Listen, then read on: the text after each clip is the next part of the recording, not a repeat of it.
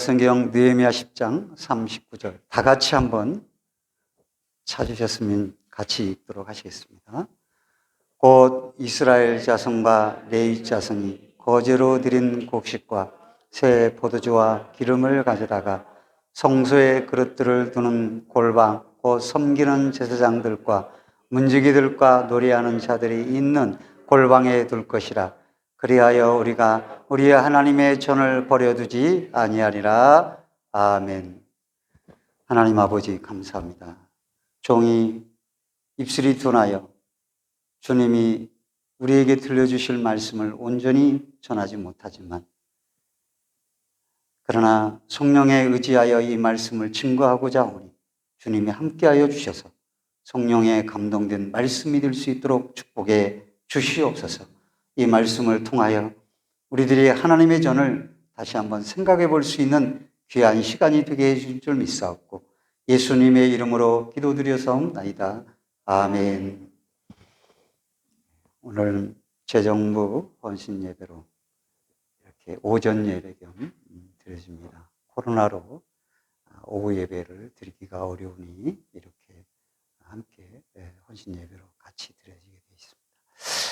이스라엘 백성들은 우리가 잘 알다시피 70년 바벨론 포로 생활에서 귀환을 1차로 하게 됩니다. 스룹바벨을 통해서 약 5만 명이 귀환을 해서 그 귀환을 하게 된 이유는 바사왕 고레스가 속국으로 자기들의 노예로 잘 부려먹고 있는 이스라엘 백성들을 순순히 내어주는 것은 하나님의 은혜죠. 이제 하나님께서 계시로 고레스에게 그렇게 임하여서 고레스가 이스라엘 백성들을 순순히 보내줬습니다. 그들을 보내줄 때 1차 귀환 시킬 때 야, 너희는 가서 너희 나라를 강대하게 건설하라고 보내준 게 아니었습니다. 너희가 가서 뭘 해야 되느냐? 성전을 건축하라. 그것이 고레스가 칙령을 내려서 귀환을 하게 한 이유였습니다. 그 이후로 성전을 건축하기 위한 재료들과 자원들을 붙여서 1차 귀환을 이루도록 했던 것입니다. 1차 귀환을 해가지고 돌아와서 황폐화된 불타 없어진 이 돌무덤과 작품만 묵어진 곳에 도착해서 그들은 7개월 동안 자기 주변을 다 정리하고 와서 모여서 7개월 후에 건축을 시작하게 됩니다. 건축을 한다고 시작을 했는데 우리가 잘 알다시피 사마리아로부터 주변국들의 아주 적극적인 방해가 있었습니다. 그래서 그들은 건축을 할 수가 없었어요. 그래서 그들이 생각하기를 아직 건축할 시기가 아닌가 보다. 그래서 다 손을 놓고 자기 집에 집중을 했습니다. 그럴 때 학계서에 보면 책망을 하죠. 책망을 하면서 너희가 편벽한 집을 짓고 하나님의 전을 버려두었도다. 너희가 먹어도 배부르지 않고 이러시면서 말씀을 계속 하십니다. 이스라엘 백성이 다시 모여서 성전 건축을 완공하게 됩니다. 그런데 성전 건축을 완공을 했는데 제사장들도 율법도 제대로 된 조직도 제대로 될 수가 없었어요. 성전만 지어놓고 어떻게 유월절도 드리고 이 절기를 지킨다고 했지만 이게 말이 저절로 굴러가지 않는 것이에요. 그리고 사람들도 예루살렘 성 안에는 살 수가 없어요. 텅 비어 있어요.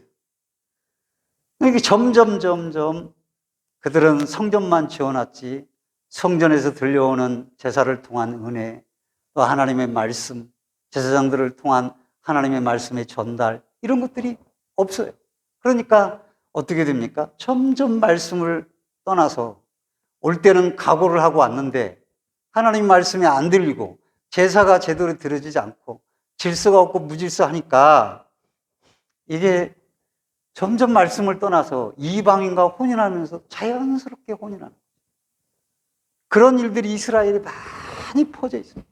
주변국들과 혼인을 해서 그들과의 관계를 맺습니다.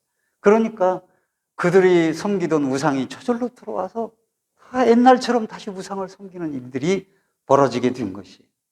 그래서 2차 포로 귀환 때 이러한 소식이 에스라에게 들렸습니다.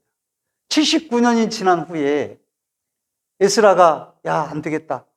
내가 가서 율법을 연구한 이 연구의 말씀을 내가 이스라엘 백성들에게 전하고 이 이스라엘 백성들을 말씀으로 순종하도록 이끌어야 되겠다 싶어서 2차 포로 귀환을 하는데 나서는 사람이 없어요. 왜? 이미 140년이 흘렀어요. 예? 포로가 된 지 1차 귀환 후에 또 거의 80년이 됐으니 다 손자들밖에 없고 있어봤지 1세대가 얼마나 있겠어요. 다 죽고 말이죠. 그러니까 여기가 좋사오냐 하고 있었거든. 레위인들도 안 가려고 해요. 예루살렘 형편도 그들도 귀로 듣지 않겠어요? 지금 이렇게 여기서 다 토전을 사고 땅을 사놓고 집을 짓고 사는데 왜 내가 거기를 가야 되냐? 안 갑니다. 에스라가 곳곳에 사람들을 보내서 모집을 합니다. 그런데 자원에서 온 사람들이 알다시피 이스라엘 본백성이 아니었던 성전의 노예였던 느디님 사람들이 300여 명이 자원해서 가겠다고 그래서 예루살렘 성에 가서 하나님을 예배하며 종으로 살겠다고 그 사람들이 모여들고 일부 레위인들이 모여들고 해가지고 2차 적은 수의 귀환이 이루어진 겁니다. 몇 명이 모인지는 저도 잘 모르겠어요. 성경에도 그렇게 정확히 안 나왔으니까. 어떻든 이루어집니다. 그래서 혼인을 금하고 혼인한 이방인들을 축출하고 개혁을 단행을 합니다. 그럼에도 예루살렘은 성전이 황폐해 있고 성벽은 무너져 있고 성전 문이 10개가 있는데 10개가 다 퇴폐해 부서져 있어가지고 그곳으로 적들이 계속 와서 예루살렘 성 안에 살지 못하도록 합니다. 그리고 이스라엘 백성들은 예루살렘에 머물러 살기를 원치 않습니다. 왜 그렇습니까? 공격당하는데 언제 죽을지 모르는데 살 수가 없는 것이죠. 성전은 지어져 있으나 제사장들도 사람들도 예루살렘 성 안은 기피의 대상이 되었습니다. 자연히 소홀히 되고 하나님께 제사가 제대로 드려질 수 없습니다. 그래서 14년 후에 3차 포로 귀환이 우리가 잘 알다시피 그 느헤미야의 주도로 이루어집니다. 느헤미야는 총독의 임명을 받고 일부의 군사를 대동해서 주변국의 반대에도 불구하고 성벽 재건을 하고 성벽의 문들을 수축을 하게 됩니다. 이게 58일이 걸렸어요. 58일이 걸려서 이렇게 성벽을 재건하고 주변국들의 해방과 침입을 받게 됐습니다. 그리고 나서 한 일이 예루살렘에 살 레위인들, 예배에 필요한 사람들, 자원하는 사람들을 이주시키게 됩니다. 느헤미야 성경을 한번 찾아보세요. 느헤미야 11장 1절에서 2절 같이 한번 읽겠습니다. 시작.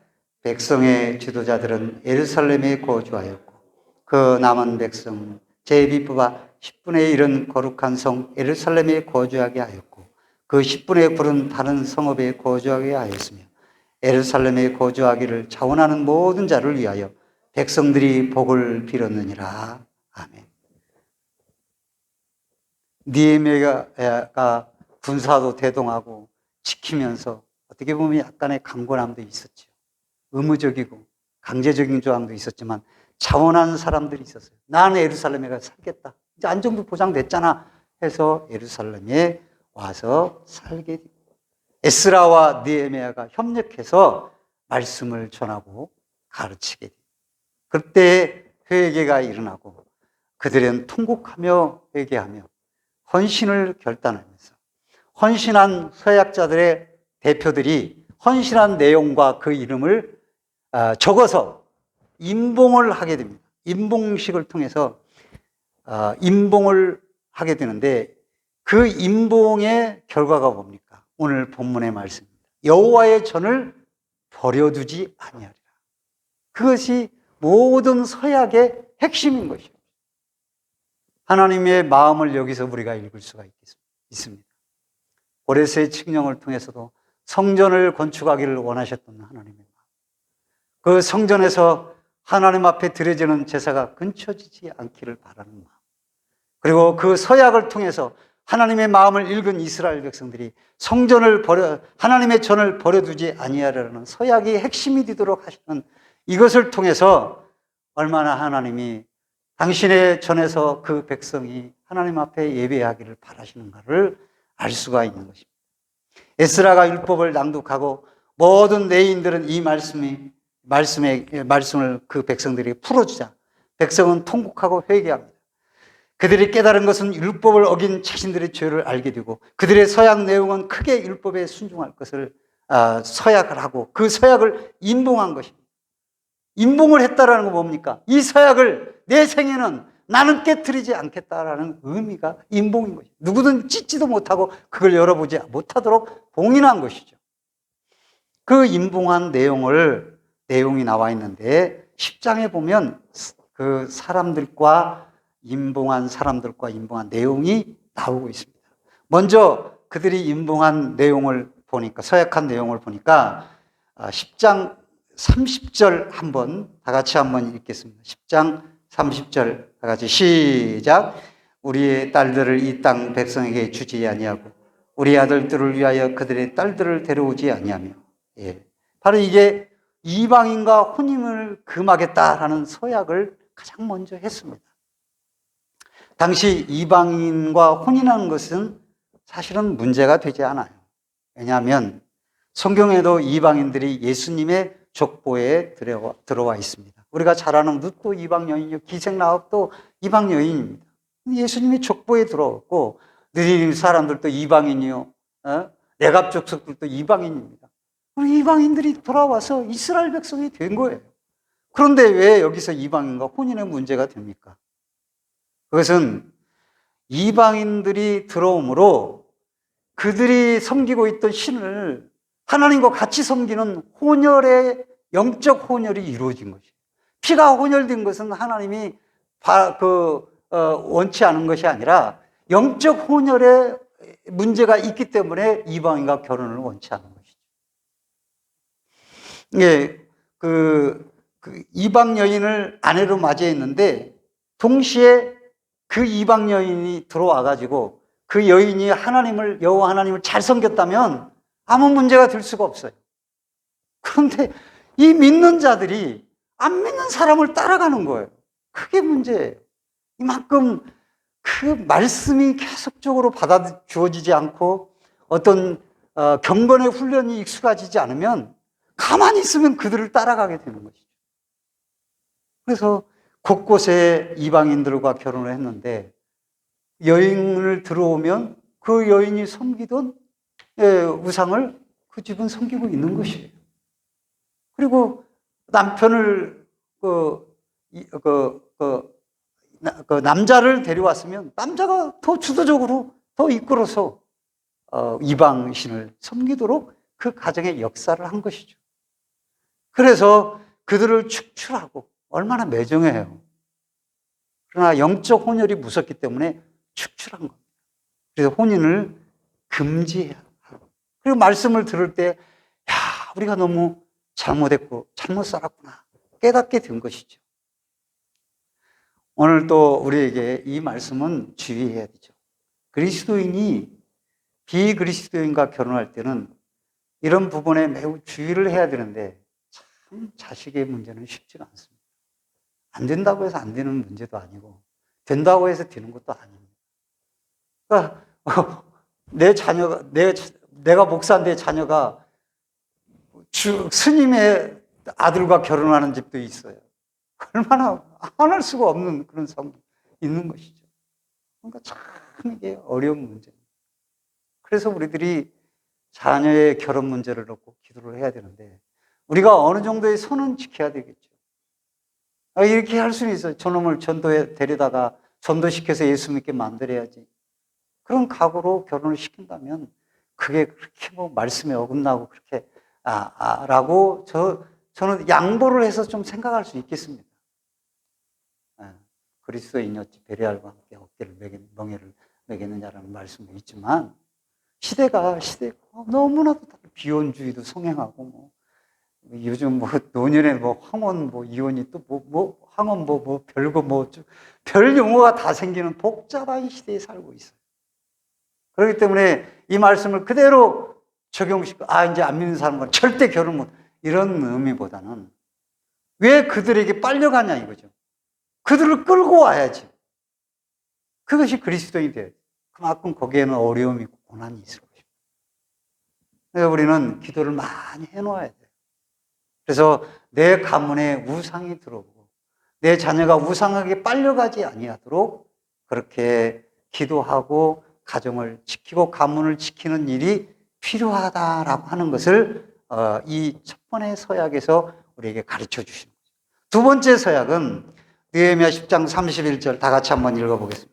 시작. 혹시 이 땅의 백성이 안식일의 물품이나 온갖 곡물을 가져다가 팔려고 할지라도 우리가 안식일이나 성일에는 그들에게서 사지 않겠고 일곱째마다 땅을 쉬게 하고 모든 빛을 탕감하리라 하였고. 아멘.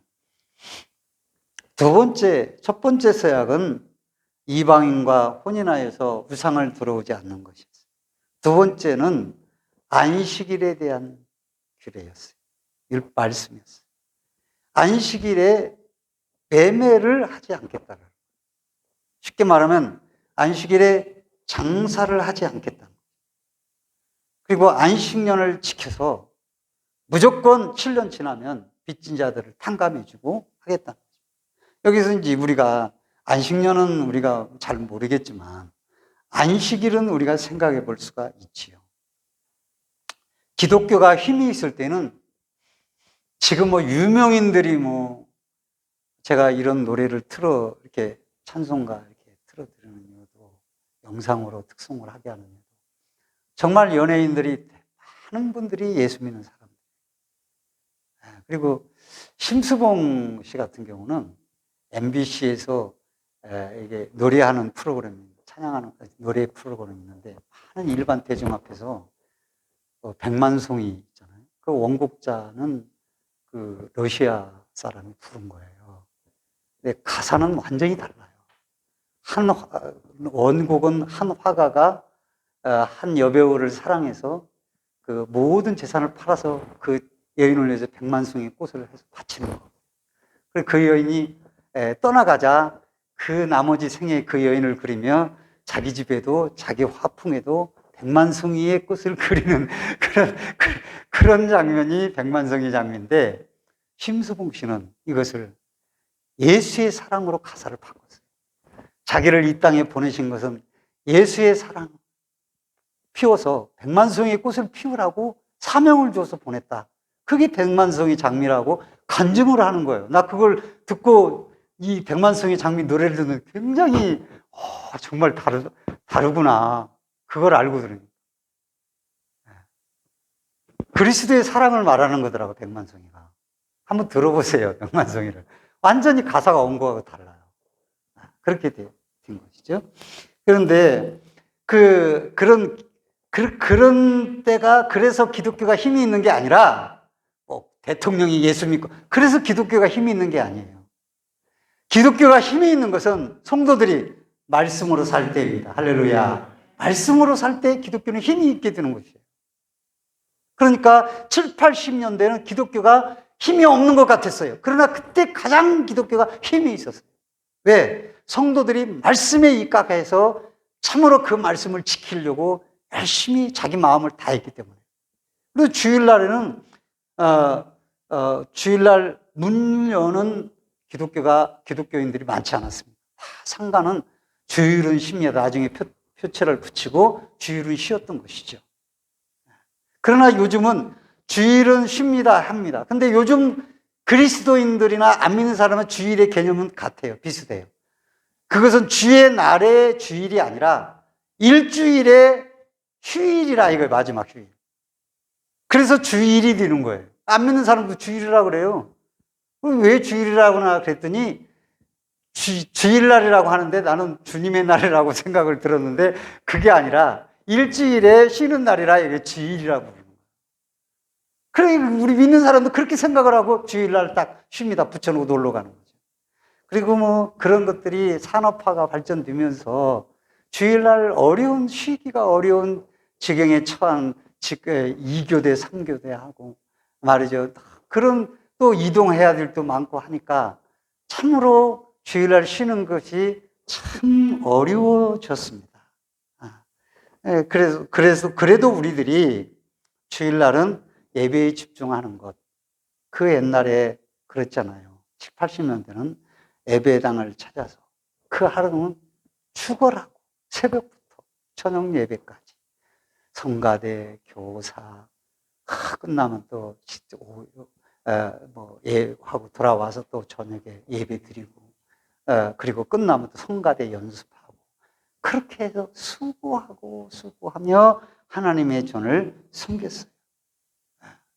그렇게 섬겼지만은 요즘은 주일의 개념이 코로나로 인해서 더 많이 산업화가 발전되니까 야 주일날 오후에 주일 저녁에 드리는 것만 그렇게 필요 없다. 오후에 아니 토요일 날 이제 쉰단다. 토요일 날 드리고 놀러 가라.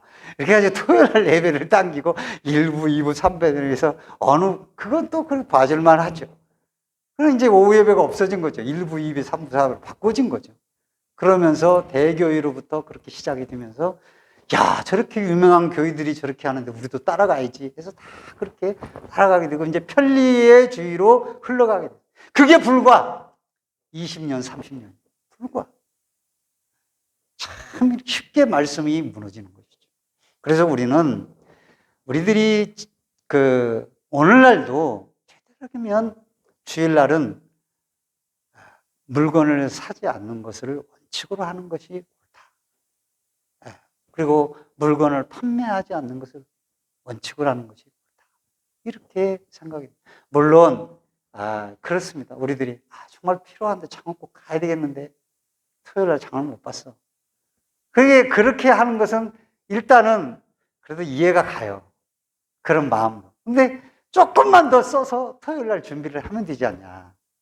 우리들이 그렇게 준비를 하지 못하는 이유가 주일날 가도 되는데 뭐 잠깐 들려서 사도 되잖아. 이런 생각을 가지고 그게 편만해져 있기 때문에 준비가 안 되는 것이죠. 우리들이 점차 어떤 나 자신도 주일날 물건을 살 때가 있어요. 돈을 옛날에 제가 잘할 때만 해도 신앙생활 할 때만 해도 뭐 돈을 갚을 것도 월요일날 갚았지 주일날 안 갚았어요. 또 돈을 줄 것도 주일날 안 주고 월요일날 줬어요. 주의 사업이 아니라면. 그렇게 했던 기억나. 그리고 비록 10여 년 전만 해도 어느 교회에서는 주일날 전도사님이 모르고 아이스크림을 주일 학생들이 사다가 나눠줘가지고 난리가 났어요. 담임 목사님이 펄쩍 뛰어가지고 이렇게 아이들에게 벌써부터 주일날 먹고 이렇게 달콤한 아이스크림 안 먹어도 되는 걸 그렇게 미리 준비하지 그때 사다가 막 나눠준다. 엄청나게 쳤다고 하는 사실을 들었어요. 그래서 저는 그래요. 누가 지키냐 내가 지켜가는 거라고 생각해요. 나도 지켜가야죠. 편만해지니까 목사도 주일날 보면 아무 거리낌 없이 하는 그런 것들이 많아져요. 그렇지만 특별한 것이 아니라면 마음속에 주일날은 되도록이면 예배에 집중하고 내 몸을 좀 쉬게 하고 그런 것에 힘을 써야 되겠구나. 예배에 그렇게 방해가 안 되면 장을 좀 보고 들어가는 거 그게 뭐 큰 죄다 나는 그렇게 말하고 싶지는 않아요. 볼 수 있으면 보세요. 그러나 그런 것에 익숙해지기보다는 토요일날 좀 준비를 하지. 이것도 더 좋은 것 아닌겠는가. 이런 생각이 듭니다. 그렇게 하다 보면 그런 것을 지향하지 않다 보면 믿는 사람, 안 믿는 사람은 똑같이 이제 가서 또 장사하고 또 하면서 오직 세상 일에 염려하는 자로 빠져가기 쉬우니까 그런 거죠. 그래서 차단하기를 원하셨던 건 아닌가 싶습니다. 여러분, 말씀에 집중하고 예배에 집중하도록 하기 위해서 매매를 금지했다. 그겁니다. 안식일에. 느헤미야와 에스라가 주장한 거예요. 그래서 느헤미야가 와서 강제적으로 주일날 장사를 못하게 하는 장면이 이 앞에 나오잖아요. 예, 그것을 지금 서약을 하고 있는 것입니다. 그 다음에 세 번째로 느헤미야 10장 32절 다 같이 한번 읽겠습니다. 시작. 우리가 또 스스로 규례를 정하기를 해마다 각기 세겔의 10분의 1을 수납하여 하나님의 전을 위하여 쓰게 하되, 10분의 1이 아니라 3분의 1을 수납하여 하나님의 전을 위하여 쓰게 하되 있습니다. 이것은 무슨 서약이냐? 성전세를 내기로 서약했다. 오늘날은 성전세의 개념이 없죠. 근데 원래 출애굽기 30장 13절에 16절에 보면 이 율법에 반세겔을 내도록 되어 있어요. 이 반세겔을 뭐라고 그랬냐면 반세겔이라고 부르지 않고 세켈 하 코데시 그랬어요. 그러니까 세켈은 반세겔인데 세겔인데 코데시는 거룩한 세겔이다 그 말이에요. 그래서 반세겔을 갖다가 코데시 세겔 이렇게 말하고 세켈 하 코데시라고 했다. 그러니까 거룩한 세겔이라고 불렸어요. 그래서 여자와 미성년자들을 제외한 이스라엘의 20세 이상의 모든 성인 남녀들에게 부과된 성전세였습니다. 노예나 자유를 얻은 종들까지도 포함되었습니다. 반세겔은 도량형으로 따지면 은 11.36g 정도에 해당하는 금액인데 그래서 1데나리온이 3.9g이에요. 4g 정도 돼요. 그러니까 반세겔은 4데나리온에 해당돼요. 그러면 1데나리온이 얼마의 값어치가 있냐?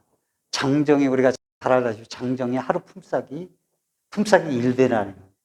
물론 그 당시처럼 오늘날처럼 품삯이 또 그렇게 비싸지 않았기 때문에 어떻게 계산해야 될지 모르지만 그 당시에는 품삯이 너무 인건비가 싸잖아요. 옛날에는. 그렇든 어떻든 이 4데나리온을 성전세로 내는 건 쉽지 않아요. 오늘 계산하면 얼마 8만 원 계산해도 30만 원이 넘어요.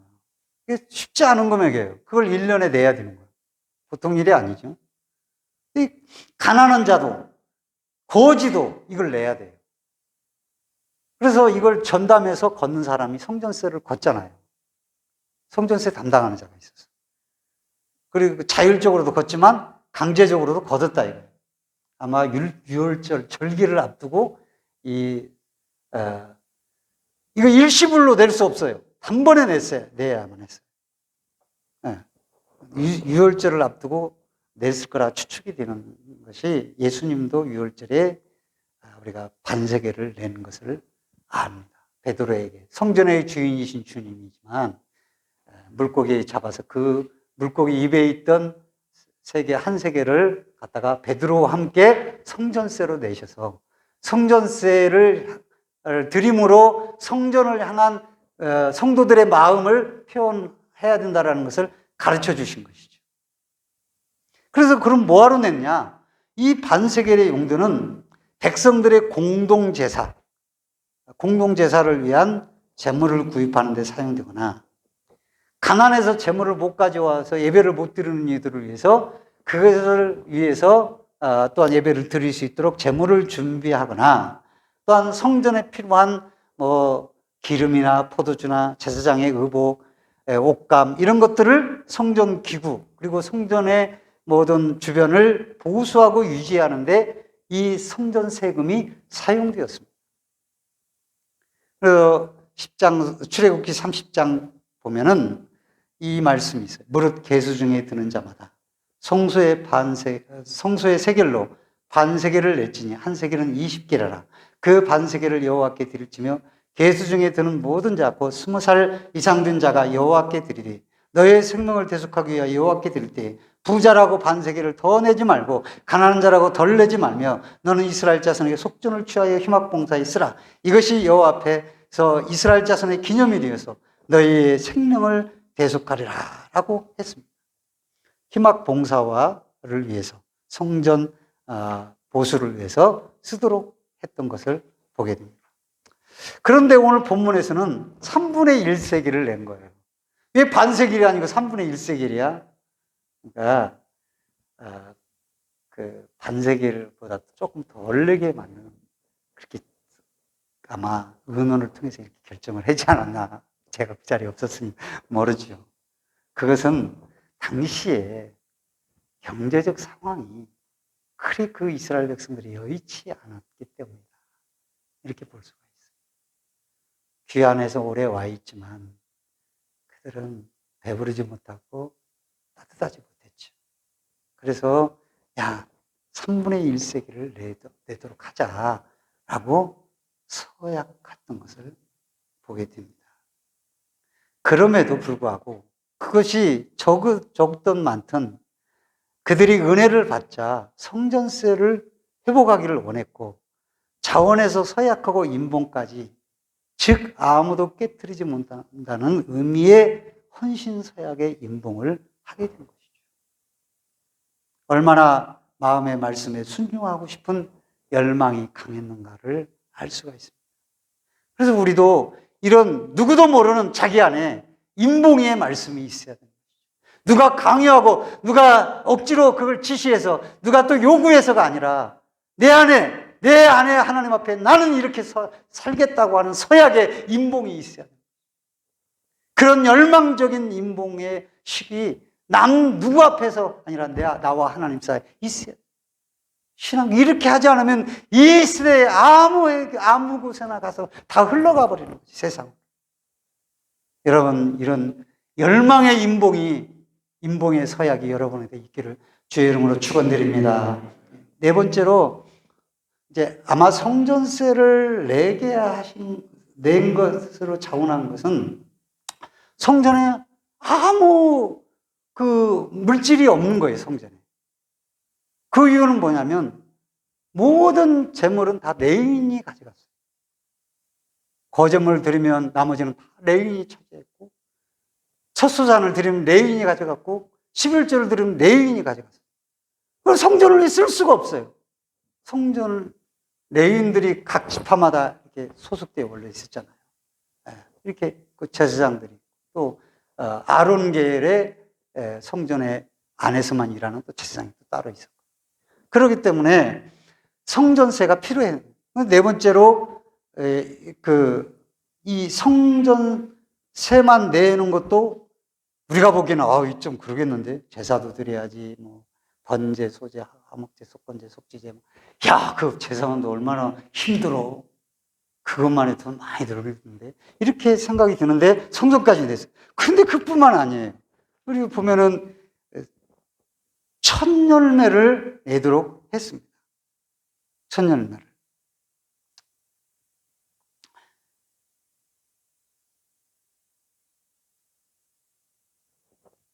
35절에 토지 소산의 만물과 각종 과목의 첫 열매를 여호와의 전에 드리기로 하였고, 가축의 처음 난 것과 소와 양의 처음 난 것을 율법에 기록된 대로 하나님의 전으로 가져다가 우리 하나님의 전에서 섬기는 제사장들에게 주고. 저는 이 말씀을 생각하면서 정말 인간적으로 보면 너무한 거예요. 첫 열매. 자, 사과를 땄어. 첫 열매면은 하나만 딱 따가지고 딱 딴 거 요거 하나 드렸겠어요? 한 광주리 정도로 드렸겠죠. 이삭을 땄으면 이삭의 한 움큼은 드렸겠죠. 그리고 새끼를 낳는데 기다렸어. 첫 새끼 낳기를. 그 태에서 처음 난 태. 그러면 그걸 하나님 전에 바쳐야 돼요. 이게 쉽지 않은 문제다. 이스라엘 백성들도 저와 같은 생각이 아니었을까요? 그러니까 그런 것들을 다 없애버린 거예요. 안 한 거예요. 왜 내가 그렇게 힘들게 그렇게 양을 키워서 그렇게 성전에 다 갖다 바쳐야 되는 거야? 이렇게 생각을 했던 거예요. 그런데 그들이 성전을 잃어버리고 그런 것 없이 살아서 그들이 강성해질 줄 알았는데 아니었던 것이죠. 오늘날 우리도 그러잖아요. 그럼 11조만 안 들여놓으면 목사인 저도 그러니까요. 11조로 나온 걸로 또 거기에서 교회에서 주는 걸로 살고 있는 목사가 11조를 안 드리고 저축을 하면 얼마나 많이 저축을 할 수 있을까를 생각을 안 해보셨어요? 저는 해봤어요. 목사임에도 불구하고. 그러니 성도들이 얼마나 그런 생각이 있었겠냐, 이게. 야, 내가 교회에다 안 바치는 것만 안 바쳐도 내가 부자가 되겠다, 집 사겠어, 이렇게 생각하는 사람이 많이 있을 거라고요. 이스라엘 백성도 다르지 않았을 것입니다. 이 첫 열매가 그들의 마음을 하나님이 받기를 원하셨다고 하는 것을 알 수 있어요. 그래서 한때 이게 7, 80년대에는 이 그리스도인들, 청년들이 직장을 가서 첫 월급 타면 하나님 앞에 드렸습니다. 요즘 첫 열매 하나님 앞에 드리는 사람은 거의 없습니다. 그때는 말씀이 엉망해가지고 바치라고 말을 안 해요. 자기들이 바치는 거예요, 하나님 앞에. 첫 열매로. 한 달간 살아야 되는데 월급 없이 살고 또 월급 받아 또 살면 2달간은 살아야 돼요, 월급 없이. 그런데 그 받기 전에도 살아왔잖아요. 그러나 그걸 받으면 이것 없으면 못 사는 것처럼 느껴져요. 그렇게 생각해요. 이게 첫 열매라는 거죠. 우리는 이렇게 첫 열매를 드리고 또 그들이 한 것이 10분의 1을 하나님 앞에 드린 것, 이런 것들을 서약을 한 것. 제가 이제 말씀을 너무 길게 전하는 것에 여기서 약하겠습니다. 여기서 우리는 하나님의 성전에 대한 생각을 뒤집어 봐야 돼요. 모세의 성막은 이동식이었어요. 여호수아 때는 실로의 성막이 고정되었어요. 여호수아 24장 15절에 보면 너희가 섬길 자를 오늘 택하라. 나와 내 집은 하나님만 섬기겠다고 위침을 합니다. 왜냐하면 가나안 땅을 정복하고 20년이 되지 않아서 점점점 가나안 땅들의 신들을 섬기면서 타락해가는 이스라엘 백성들을 눈으로 목도하게 된 것이죠. 그 타락이 원인이 성전을 버려두는 것입니다. 성전을 잘 찾지 않는 것입니다. 그래서 사사기 시대가 바로 돌아오는데 사사기 시대 때는 레위인들이 족보를 잃어버립니다. 나 레위인이 아니라고 숨기는 것이죠. 그래서 왜 아니냐? 나는 우상을 섬기든, 우리가 미가의 집의 사건을, 드라빔 사건을 통해서 알잖아요. 우상을 섬기는데도 거기서 제사장 노릇하고 있어요. 먹고 살려고. 먹고 살 게 없어가지고. 다 흩어지게 된 것이죠. 자기 소견대로 합니다. 그러다가 성전 부흥이 일어난 것은 사무엘 때입니다. 그 영향이 다윗에게 이어지고, 다윗은 빼앗긴 법궤를 찾아오는 것에 심혈을 기울이고 성전 건축을 마지막 생애의 과제로 내걸게 되죠. 이것이 신앙의 부흥과 더불어서 강성함을 회복한 때였습니다. 솔로몬도 성전 건축을 통해서 복을 받습니다. 그러나 솔로몬 그 타락 이후에 성전은 점점 잊혀져 가게 됩니다. 법궤 안에 율법이 책이 어디로 사라졌는지 알 수가 없어요. 아마 그거 부담돼, 숨겨. 그래서 숨겼는지 모르죠. 심지어 제가 늘 말하죠. 아하스 왕 때는 아수르 왕의 능력을 흠모해가지고 저렇게 강대국은 무슨 신을 섬기나 해가지고 그 강대국 신을 섬기는 제단의 모양을 제사장한테, 요즘 말하는 대제사장한테, 야, 너 대제사장 빨리 이걸 식양대로 만들어. 제사장이 열심히 즉각 만들어서 번제단을 치고 거기다 제단을 세웁니다. 얼마나 대제사장이 그러고 있어요. 그럼 얼마나 타락했어요. 히스기야 왕 때 유월절과 성전의 제사를 회복시킵니다. 일시적이죠. 죽고 나서 무너집니다. 므낫세가 얼마나 오랫동안 58년 동안 52년 동안 얼마나 악한 일을 해요. 그러다가 요시야 왕 때, 저는 요시야 왕을 매우 존경하는, 이스라엘 왕 중에 최고 존경하는 요시야 왕인데, 성전을 수리하다가 율법책을 발견하게 되는 거예요. 찾아보지도 않아요. 부흥이는 하지만 요시야 왕이 죽고 나서 다시는 성전을 찾지 않아요. 결국 바벨론의 침공으로 성전은 불타고 성전 안에 도피해 있던 아이들, 청년들, 성전 안에서 노인들 비참하게 죽습니다. 왜 하나님의 전이 불타오르느냐? 왜 이방인들이 그 성전은 하나님이 지켜주셔야지 이방인들의 손길에 왜 불타오르게 만드시냐? 하나님이 능력이 없어서, 하나님이 힘이 부족해서 그게 아니에요. 그 백성들이 하나님의 전에서 누릴 축복을 하나님의 전에서 하나님께 예비할 자격이 없는 자들이기 때문에 하나님의 전의 가치, 하나님의 전의 소중함을 모르는 자들이기 때문에 너희는 이 전에 있을 자격이 없다. 너희는 이 전을 찾을 자격이 없다. 하나님이 불태우시는 거, 이방인의 손길을 통해서. 그것이 팩트고 그게 실제인 거죠.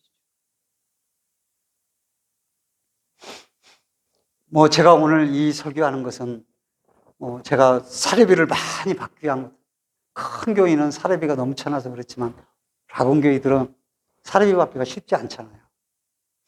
그래서 그런 건 아닙니다. 형편에 따라서 받으면 살고 안 받으면 하나님 먹여주면 살고, 그런 게 목회자의 삶이기 때문에 그런 거죠.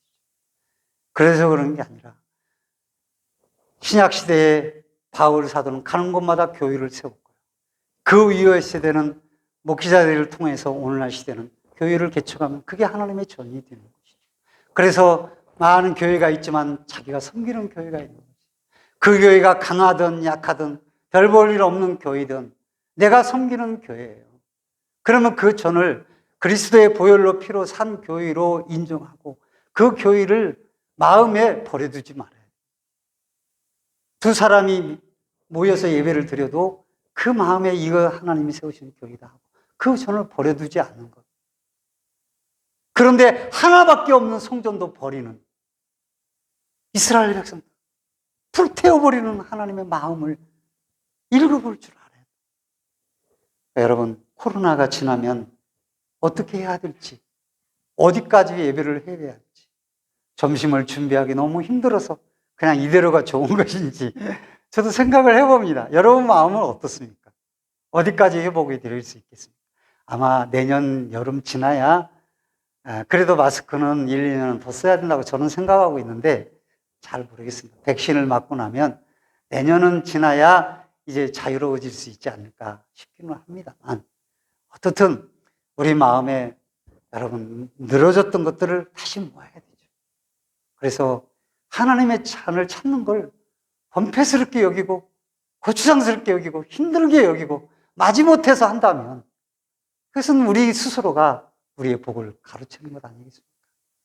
그런 느헤미야가 성벽을 다시 쌓고 성문전문을 보수하고 예루살렘의 레위인들과 성전에 수종드는 이들과 지도자들을 이주하여 살도록 했다. 그리고 그 안에서 에스라의 율법을 낭독을 통해서 큰 은혜를 받고 통곡하며 회개하며 헌신의 서약을 해서 임봉한 것입니다. 오늘 말씀이 그 임봉한 내용을 담아서 말씀을 드린 것이었습니다. 그리고 그 핵심은 여호와의 전을 버려두지 않으리라. 언어에는 결코 버려두지 않으리라. 이렇게 기록했습니다. 성전은 신앙과 비례하는 것입니다. 이 성전을 버려두지 아니하라는 헌신의 서약은 얼마나 귀한 서약인가.